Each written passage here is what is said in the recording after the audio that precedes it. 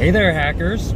So, I'm on my way to see the Sonic movie. I am really excited about this. I've been waiting for it for like years. It better be a good movie. I mean, they redid the design, which is, I don't know how you can mess it up. They've got 3D models online. Well, hopefully this is a good movie, and we'll see how it goes.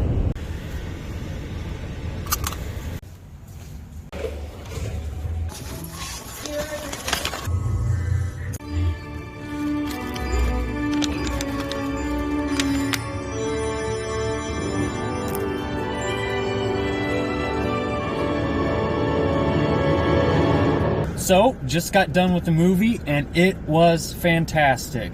I'm really glad they decided to redo the design because I couldn't imagine watching that movie with that ugly thing. The storyline was kind of, your typical plot. So, I'll tell you what, it's kind of dark. Why don't I just let you know back home? Okay. So now that I've had about 40 minutes of like a drive home from the theater and some time to calm down, let me tell you what I thought. So you saw my initial reaction there. With the character designs, I think that they did a good job. I think that everything kind of matched and felt good. And I think that they did a good job of transitioning from kind of the real world to the Sonic world. The character design for Sonic, I'm glad that they redesigned it because this fits in better with the film. And at first I was kind of like, Jim Carrey for Eggman? But then I saw that Jim Carrey was actually a good fit for the role because he helps establish a sense of growth and development in the characters. Just like, with Sonic. Sonic has his own development and Robotnik has his own development. And I think that Jim Carrey really brings that to life in a new and interesting way. The actors, believe it or not, do a good job. Like, the actor playing Sonic, the actor playing the cop, I cannot complain with their acting. Even the secondary actors and the bit roles, even they, do a good job adding into it. And they kind of help establish this lighthearted feeling and mood to it. They don't go super dark or, out there. And they kind of do a good job of kind of balancing it and leveling it out, but still keeping it lighthearted and, probably most importantly, family friendly. It's not super deep in terms of depth because it's kind of superficial, but it does a good job. Detective Pikachu, which is kind of what a lot of people will try to compare it with, it had its own focus, and it did a good job of handling that. And Sonic is completely over here, and it's got its own focus, and it's doing a good job with that. And yeah, sure, it played it kind of safe, but for a movie that was stuck in development hell all those years, and to finally get in Paramount's lap and go through it, I think they did a good job. The pacing of the movie, alright? Because the actors help establish the pacing of it, and the pacing was fairly good. It wasn't like, super fast and in your face like The Rise of Skywalker was. But it had a good enough pacing, and it was kind of like a Sonic game. You got real fast here, a little bit slower, real fast, then you got this part where you stop and you jump back, and then you go over the obstacle and stuff, or you might have to backtrack a little bit. It was enough to where I could keep up with it, and there was just enough time to kind of see the little references here or there to the whole franchise of Sonic. You'll see references to like the comic books or the TV show. You just keep up and you can find the little references and shout outs to different characters like Knuckles and Tails and everything. And, if you keep your eyes peeled, you'll see some pretty neat things that are like, oh yeah, that's cool. So they really did a good job of appealing to the fans, not just by doing the character redesign, but by all the shout outs to pop culture and stuff like that. That was phenomenal.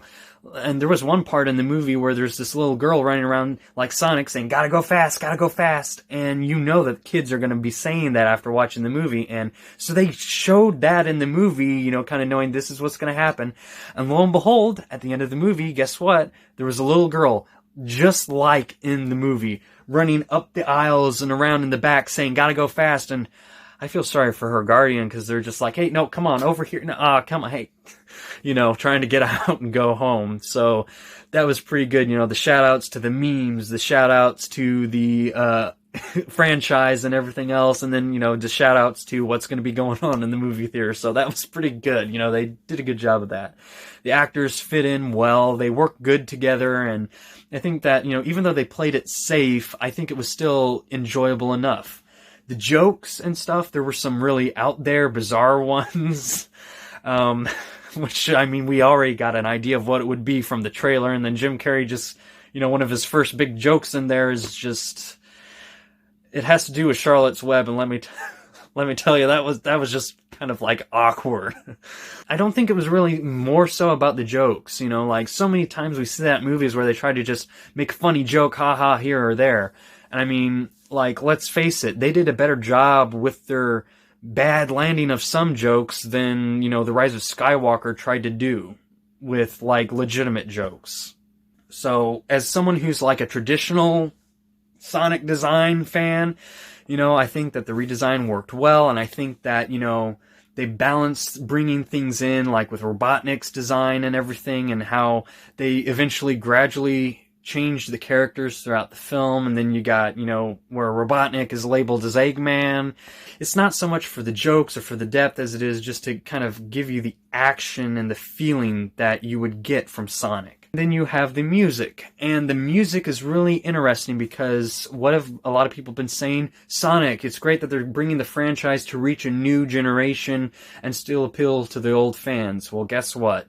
The music plays on that too. They have shout-outs to the classical, Green Hills Zone that we're all familiar with, to the newer themes from the more recent Sonic games. I think that was, pretty neat, and I think that helped really balance and bring in the feeling of Sonic. From a fan's perspective, is it something that I would have expected from a Sonic movie?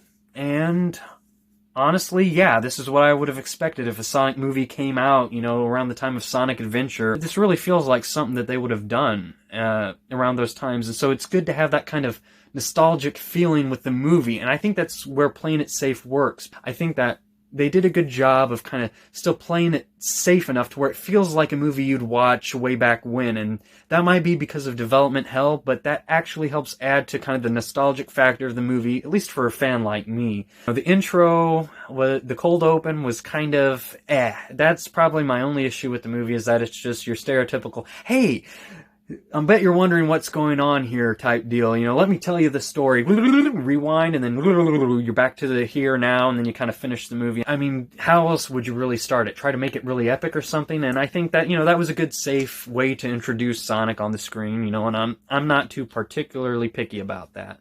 As far as everything goes, I think it worked out. The overall experience, I mean, this was made by fans for the fans. It did a better job than the recent Star Wars trilogy did. And the fact that they put in the extra work from the initial 2019 release date, pushing it into 2020, I think it was worth the wait. It was good. It was a great experience from, sitting down in the theater, watching the movie, seeing that little girl running back and forth. That was so gosh darn cute. And then at the end of it, to kind of run into an old friend of mine at it, that liked Sonic and everything too, and it was just really neat, experience from start to finish, and it was really great. If you stick around, through the credits and stuff like that, it's not going to be disappointing, and I think that the movie overall sets itself up well to where it could have a sequel, and I hope that they do, and that I hope that they don't go crazy with it and ruin the potential for Sonic. And I hope that they play it really well and do just as good as they did in the games. And I think that while it's not the biggest, brightest, boom, boom, boom, box office explosions, I think it's good, and hopefully it will bring about a new era of video game-based movies instead of just the comic books and, everything that we've had now. I think it's time that video game movies really started to shine. I mean, and I think that Sonic, Detective Pikachu have really helped set the standard to kind of like play on nostalgia, but giving the fans what they want and what they expect. And I think that will really allow great things like Mario, Kirby, and possibly even Zelda to come onto the scene. And, hey, I'm hoping that we have a Super Smash Brothers movie from all this. That would kill Avengers, and then everyone will look back and say, it's child's play. Let me tell you about Super Smash Brothers. So hopefully, you'll go out and watch it. And if you do watch it, or if you have seen it, go ahead and let me know what you think, I mean, share your thoughts with me and with others on it, because that could be a great thing that could be used maybe later in the future towards addressing, future video game movies. I don't know. I'm got my fingers crossed, and I'm hoping for the best here. Hopefully that was helpful. Thanks for watching. Have fun. Go watch the movie, and Hatty hacking.